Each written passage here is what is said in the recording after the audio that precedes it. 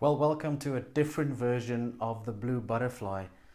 As on this occasion, we're not gathering together at our normal premises, but we are gathering, or I'm actually meeting you from the kids' playroom in my house. So, welcome to my house as I speak to you this day, and hoping that what we speak about would resonate with you and maybe bring some hope, maybe bring some relief, or maybe inspire you to something new.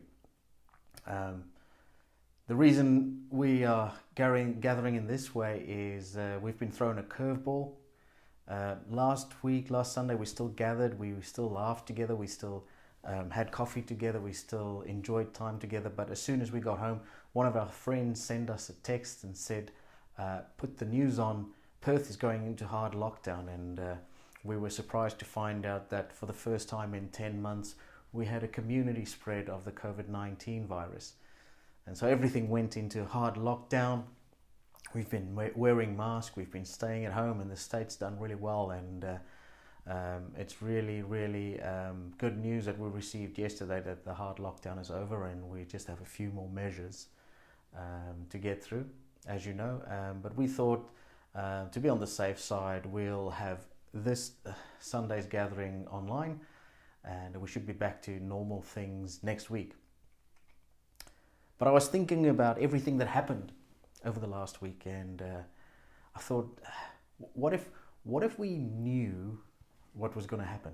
What if you had some kind of knowledge last week, the previous week, that this week there was going to be a hard lockdown? What would you have done with that information, knowing what was going to happen in the future, happening in the next week? Would you have not done your homework that was due on Monday? Would you early in the week have gone to the pharmacy and bought some face masks while everyone were looking at you as if you were going crazy? I imagine the kind of stares that Noah received when he was building the ark. What would you have done with that information? What would you do if you knew what was going to happen in the future? In the great trilogy of movies, Back to the Future, in the third installment, the villain character, Biff Tannen, who is in the future, in the 21st century, goes back to his younger self,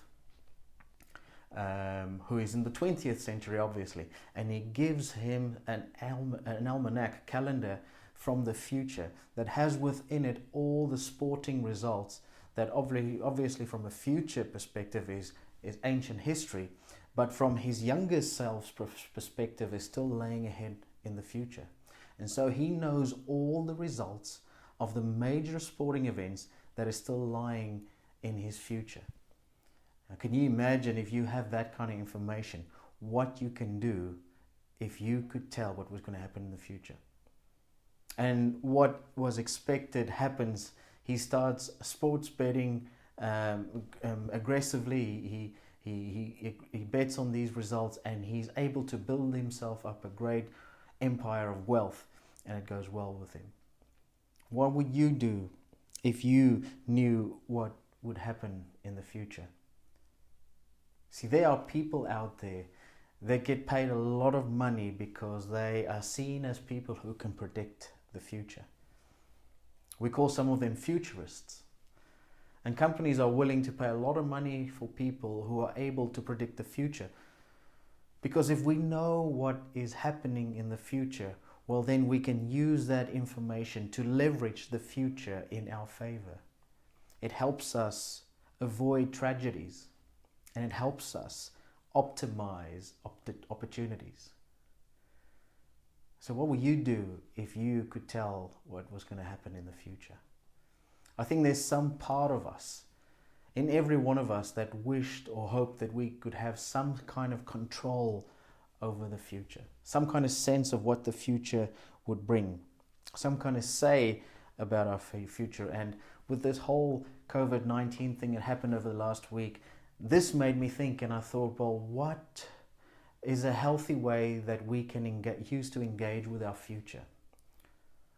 How should we engage with our future?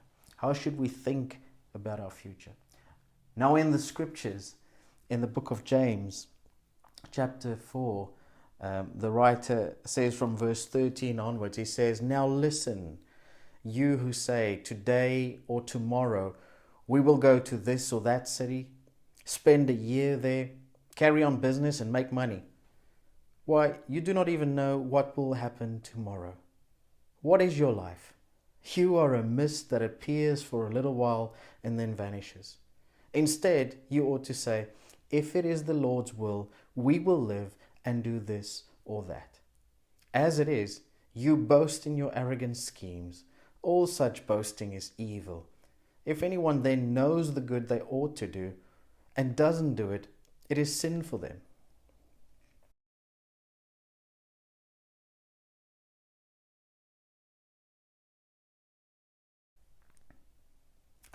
See, there's this human tendency within us that seems often that to be confident about what is going to happen in the future. Some part of us that makes us confident that we know relatively well what is going to happen tomorrow. And many times that comes because there is a measure of predictability to our lives. And so you sort of know what the future is going to bring because you're able to look back to your past and it's always been the same. And it helps you to understand what's going to happen tomorrow. You know what Monday morning at work is going to be like because you've spent so many Monday mornings at work already.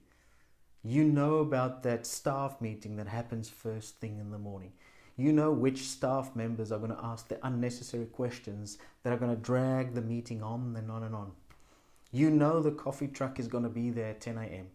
And you know by midday, Steve is going to take his smelly lunch to the kitchen and warm it up for everyone in the office to enjoy. And so you're able to have some kind of power in predicting the future because there is a measure of predictability to your life. But the scriptures here is warning us against a certain kind of destructive mindset when it comes to engaging with our future.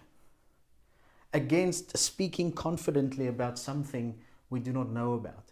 Against speaking confidently about something that we do not control.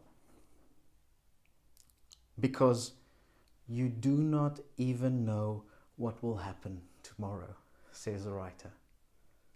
I was watching a movie the other night and the father was on his way to the battlefield. It was wartime. And as he was saying goodbye to his family, he was kneeling down and his 5-year-old daughter was crying and she didn't want him to leave. And she said, Papa, I'll do anything, just don't go. And he looked her in the eye and he said to her, I promise you, I will come back. And as he said this, I thought to myself, you can't make that promise. You can't promise that. But it's a Hollywood movie and everyone lives happily ever after. So he did come back and it was a beautiful, poetic, poignant moment. But still something in me was uncomfortable with this promise he made to his daughter. And I was thinking, you can't make this promise. And yes, he did come back. But he didn't come back because he had some kind of skill or talent or foreknowledge about the battle that ensured that he would come back. It's not that he had some kind of control over the future, some kind of control over the battle that ensured that he could make that promise to his daughter. I mean, some people would say he got lucky. It could have gone either way. And so he couldn't have made that a promise to his daughter. Because we see in this moment, he's making a promise about something that he cannot guarantee. He is guaranteeing an outcome on something that is outside his control. We could say it this way, he spoke as if he was in control of the future. And so the ancient followers of Jesus, they were very careful about making these overconfident, bold statements about the future.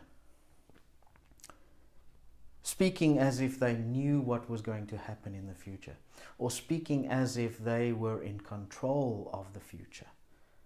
Because as the writer says, you do not even know what will happen tomorrow.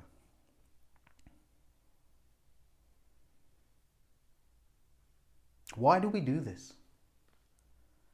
Why do we speak so confidently about the future? Why do we speak as if we know what's going to happen when we don't? Why do we speak as if we can control and manipulate it when we do not have that power?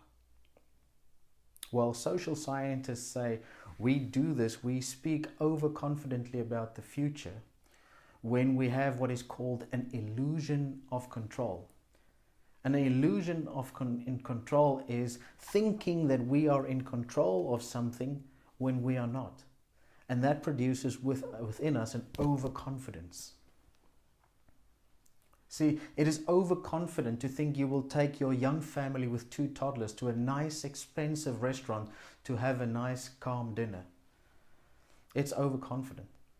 It's only once your kids have almost set fire to the waiter, broken 3 glasses, had 4 meltdowns, and they are screaming, and as you are pulling them away, dragging them away back to your car, that you realize you had an illusion of control. You thought you were in control of the environment, but your kids showed you otherwise. And your statement, your plan, was an overconfident one about the future. See, many people have paid the price of speaking overconfidently about the future because of an illusion of control. Edward J. Smith was the captain of the iconic ship, the Titanic. Days before it sailed on its maiden voyage, where it sank, he said the following. He says, "I cannot conceive of any vital disaster happening to this vessel. Modern shipbuilding has gone beyond that." And even the shipbuilder, Philip Franklin, also thought that the ship would be indestructible. And he said, "There is no danger that Titanic will sink.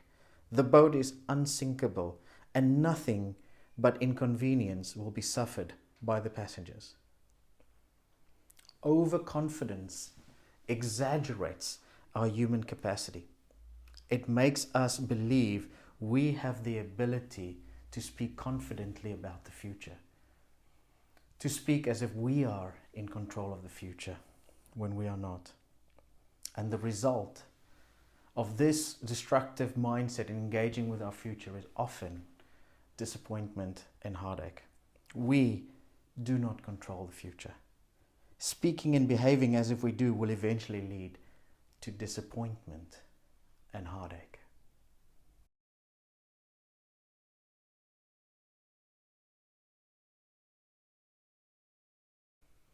So the writer continues, "If it is the Lord's will, we will live and do this or that." The future is under someone's control. There is a divine hand that guides our future. God is in control of the future. It is God who controls time and space and life and existence. And so the ancient writer here suggests a different approach to relating to our future. Instead of trying to control our future, he is saying, open yourself up to the future that God will be unfolding in front of you. We love going to the Gold Coast on holiday. It's a beautiful place. It's one of our favorite places of the world. But it's one of the places I'm most scared of to go swimming. We love go swimming at the beaches there. But they have a lot of rip currents there. And so you should never swim where there are no lifeguards when you're swimming in the Gold Coast. And every time we go out to the beach, every time we go and swim, someone always gets in trouble. And the lifeguards are so used to it, they don't run in after each and every case that pops up. They have these megaphones, and they, from the beach, they get the person in trouble's attention, and they yell out instructions to help them get out of the rip current. And they always try and encourage these people not to swim against the current. If the current is moving you away from the beach and pulling you into the ocean, they always encourage people, don't swim against the current, but to swim parallel with the beach, sideways, to get out of the current. Because if you're trying to swim against the current, you're going to get tired quickly, and then you drown. And you have no chance of outswimming the current. And so there's always these lifeguards getting people not to swim against the current, because it's dangerous and it's destructive and it's unhelpful and it's ineffective. Trying to control the future is like trying to swim in the ocean. Even though you're out there and you're able to make certain choices as to which direction you will be swimming, in the end, it doesn't matter how good a swimmer you are, you will end up where the current takes you. So when the writer says our mindset should be, if it is the Lord's will, we will live and do this or that, he is saying develop an openness to the current of God to move you into the future that he has willed for you. In other words, engage with your future with a kind of flexibility to the current of God and where he's going to move you and what his will is for your future. Have that flexibility. So the writer says, if he wills, we will live and we will do this or that. Note, it doesn't say God is going to tell you to do this or that. Note, the privilege of choice is still preserved. You can still choose what it is you want to do in the environment that God has led you into. You can choose to do this or that. The opposite danger of engaging with our future without considering God is engaging with our future without doing anything unless God has told us explicitly to do that. See, many followers of Jesus are almost sort of paralyzed. And when you ask them, what are you going to do? They say, I don't know what I'm doing. I'm waiting for God to tell me what to do. And so they won't make any choice. They don't choose anything until God has told them specifically and detailed instructions what they should do, which choices they should make. And this is actually a very unbiblical picture, because there are times when God does intervene and does have specific things that he tells us. But when we go back and to see how God has dealt with humanity in the Garden of Eden, we see that he creates this paradise and he puts Adam and Eve in this paradise. And he says to them, eat freely from any tree except this one tree in the middle of the garden. Any choice that they would have made, every choice that they would have made would have been the right choice, would have been a good choice, except for one. It's like God is saying to them, I have created this environment for you. Now you choose, you be creative, you build the life you want within this environment I have placed you in. Sometimes we live the other way around. Sometimes we think that only one choice is the right one. One choice is the good one, and all the other choices are the incorrect or the bad ones. People find themselves paralyzed, not making any decisions because God has not explicitly told them to do that. And so we have to start with this foundation that God will provide the conditions for us to live, and then we can choose to do this or that within those conditions. Human choice is preserved when it comes to our future. And by the way, it says, if he wills, we will live. If he wills, we will live. Recently, with everything that's happening over the last year in COVID-19, I've had many people coming up to me being concerned about the future because they receive all kind of messages about conspiracy theories and things, the vaccination with COVID-19 and prophecies and all kinds of stuff. And people are asking what's going to happen to us, and people are afraid about their future, and people are confused. And although I don't necessarily always have all the answers to all the questions that come in my way, I always have a sort of calmness when I speak to them and try and answer these questions. And I was speaking recently, about a week ago, to another person who was being confused about all these kind of conflicting information that was coming towards them. And I was saying, in the end, God is in control. If he wills, we will live. If God wills that we live today, we will live. If God wills that we live tomorrow, we will live. If God wills that we live next week, we will live. Nothing will come and steal our lives from us without God knowing. And so the day that we die, the day that we stop living, is the day that God determined that we will stop living. There's not going to be a situation where our last day is on us and we stop living and then God goes, "Oh, what a surprise. I didn't see that coming. I was hoping they were going to be alive for a few years still. Still had plans for them." No. If He wills, we will live. And so we can have certainty that the one who is in control of the future is also in control of our future. If He wills, we will live.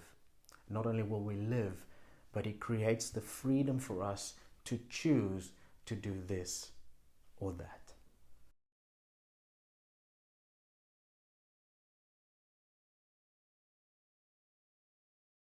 What is your life? You are a mist that appears for a little while and then vanishes, says the writer. Why is this important? Because how you see your life determines how you live your life. When our eldest child was born, our daughter, the day came when we had to leave the hospital. And for the first time, we put her in our car, in our new child baby seat, and we were going to drive for the first time and take her to our home. And I remember being nervous for the first time about this trip. And I was probably driving at 30 kilometers an hour, way under the speed limit, driving so slowly, because I was so aware of how fragile and small this life was in our car. But the reality is, so was mine. So was my wife's. All our lives were vulnerable and were fragile. It's just for this moment, with her in the car, I lived differently because of how I saw her life. 3 years later, our youngest child, our son, was born, and I drove at normal speed. I didn't drive slowly to get at home. I was way more relaxed, way more chill. And it's not because I didn't think that his life wasn't fragile or less important, or because I love him less. I drove normally because the best thing you can do with mist is to enjoy it while it's present. Enjoy its beauty and its splendor when you have it. It's an absolute waste of time to try and manipulate and control the conditions so that the mist doesn't vanish. See, the best thing you can do with mist is, you know mist is fragile.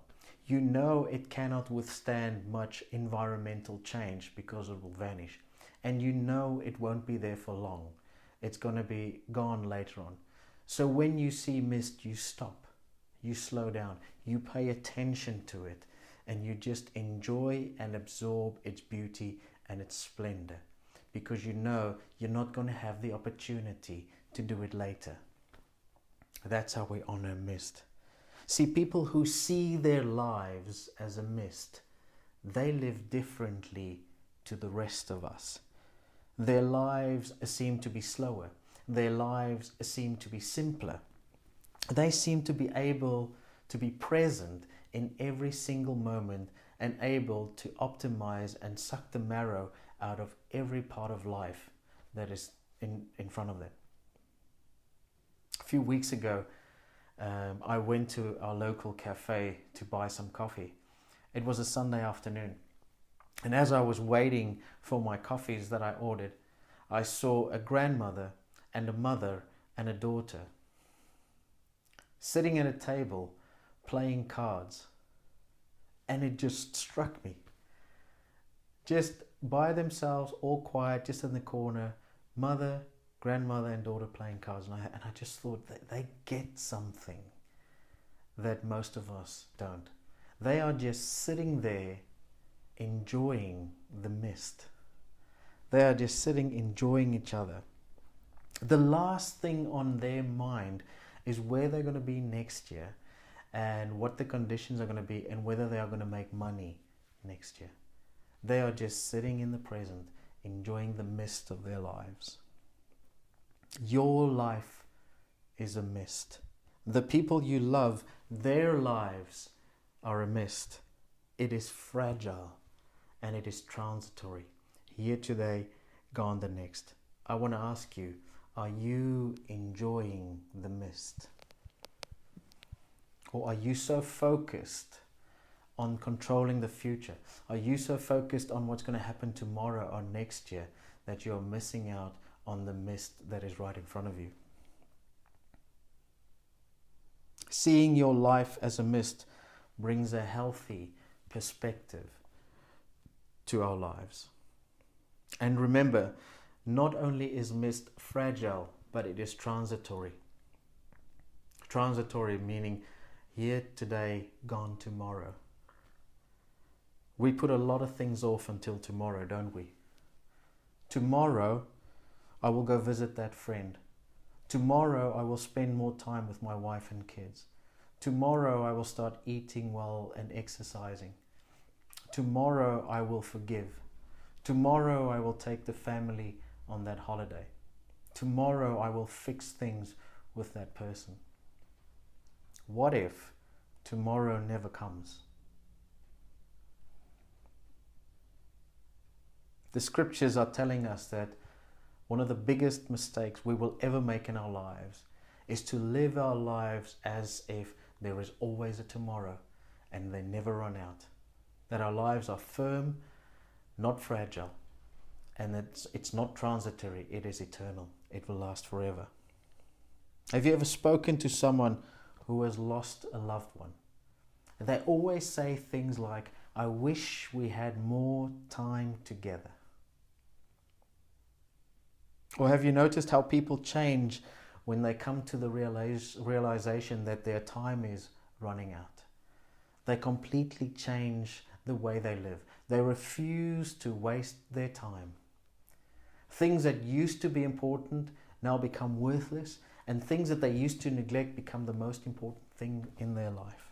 Our pastor used to say, if you want to know what is the most important thing in life, imagine yourself on your deathbed on the last hour of your life, when you are running out of time. No one in that moment is saying, I wish I could spend this last hour in the office. No. What is it that you want in the last hour of your life? My family, my friends, my loved ones.